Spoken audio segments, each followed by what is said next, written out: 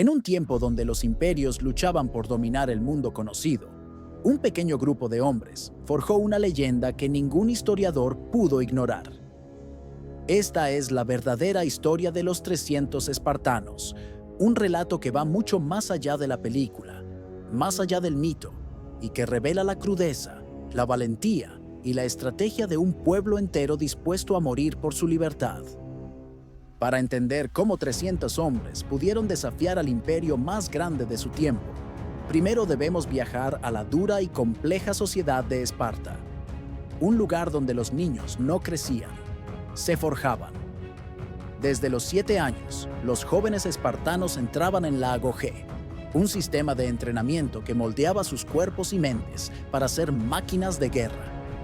Se les enseñaba a resistir el hambre, el dolor, el frío y la humillación. Aprendían a luchar, a obedecer sin dudar y, sobre todo, a jamás mostrar miedo. En Esparta, la cobardía era peor que la muerte. Mientras tanto, en el vasto imperio persa, el rey Jerjes heredaba una potencia militar colosal.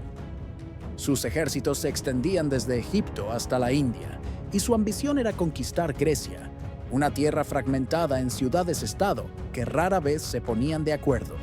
Pero había una excepción. Cuando la libertad estaba en juego, los griegos sabían unirse.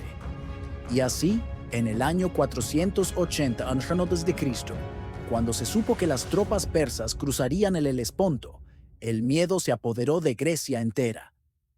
Fue entonces cuando apareció una figura que marcaría la historia: el rey Leónidas de Esparta. Leónidas no era un monarca cualquiera.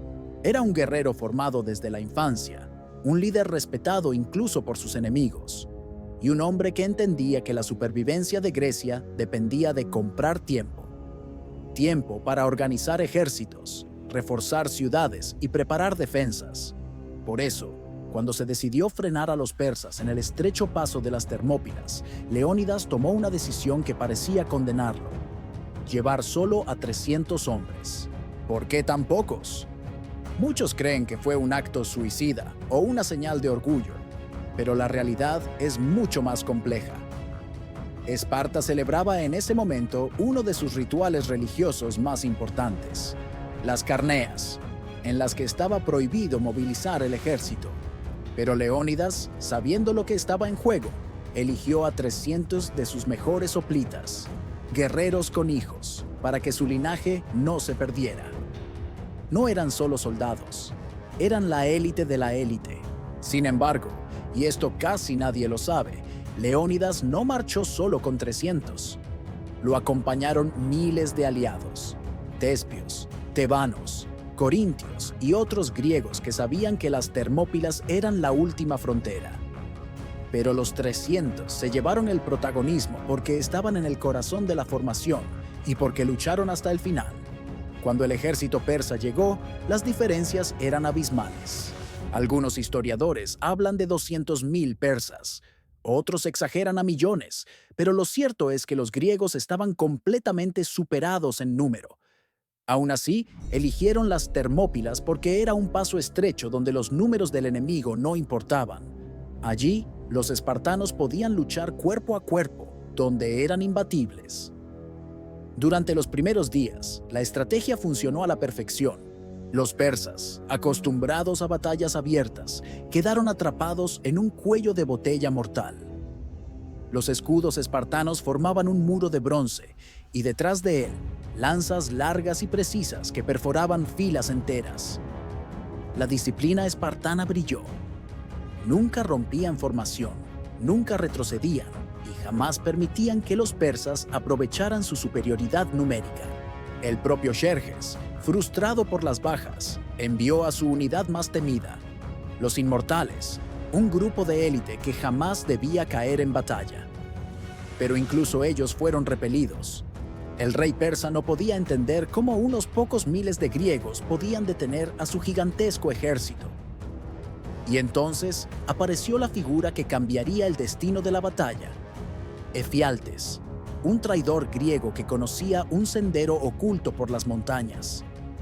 Este paso secreto permitiría a los persas rodear a los espartanos y atacarlos por la retaguardia. A cambio de riqueza y favor persa, Efialtes reveló el camino. Cuando Leónidas supo que había sido traicionado, se enfrentó a una decisión imposible: retirarse o luchar hasta el final. Eligió la segunda opción, sabiendo que su muerte sería un símbolo que uniría a toda Grecia.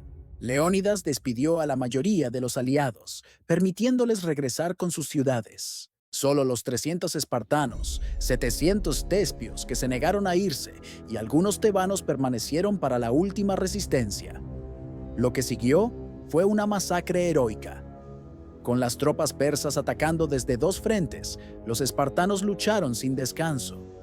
Sus lanzas se rompieron, sus espadas se mellaron y al final pelearon con sus manos y dientes. Pero nunca se rindieron. Se cuenta que cuando los persas ordenaron lanzar una lluvia de flechas tan densa que oscurecería el sol, un espartano respondió: «Entonces, lucharemos a la sombra». Esa frase aún vive como una de las más poderosas en la historia militar. Leónidas cayó en combate, rodeado de enemigos. Los persas, enfurecidos, intentaron quedarse con su cuerpo, pero los espartanos lo protegieron hasta su último aliento. La resistencia terminó, pero la victoria moral fue griega. El sacrificio de los 300 dio tiempo suficiente para que las ciudades-estado se unieran. Y meses después, en batallas como Salamina y Platea, los persas fueron expulsados de Grecia para siempre. La muerte de los 300 cambió el destino del mundo, porque si Grecia hubiera caído, la cultura occidental como la conocemos hoy habría sido completamente distinta. No habría democracia ateniense, no habría filosofía clásica, no habría ciencia griega. La resistencia de unos pocos convirtió la libertad en una causa sagrada. Con el paso del tiempo, la historia de los 300 fue creciendo. Poetas, historiadores y guerreros la relataron durante siglos. Y aunque la película 300 exagera muchas cosas, como la apariencia de los persas, la soledad total de los espartanos o el tamaño de Jerjes, hay algo que sí captó a la perfección: ese espíritu de no rendirse jamás. Los espartanos eran humanos, no superhombres, pero su disciplina, su entrenamiento y su convicción los hicieron casi invencibles. Y eso es lo que convirtió su historia en leyenda.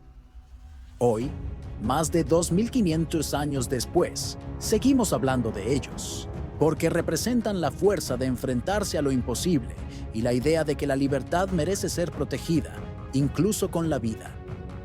Esta es la verdadera historia de los 300 espartanos. Hombres que sabían que no volverían a casa, pero marcharon igual, no por gloria ni fama, sino para que su mundo tuviera una oportunidad más. Y quizá esa es la mayor lección de todas, que a veces los héroes son aquellos que deciden hacer lo correcto, aunque el precio sea la muerte. Esta fue la historia real que la película nunca te mostró, un legado que sigue vivo en cada persona dispuesta a luchar por su libertad, sin importar las probabilidades.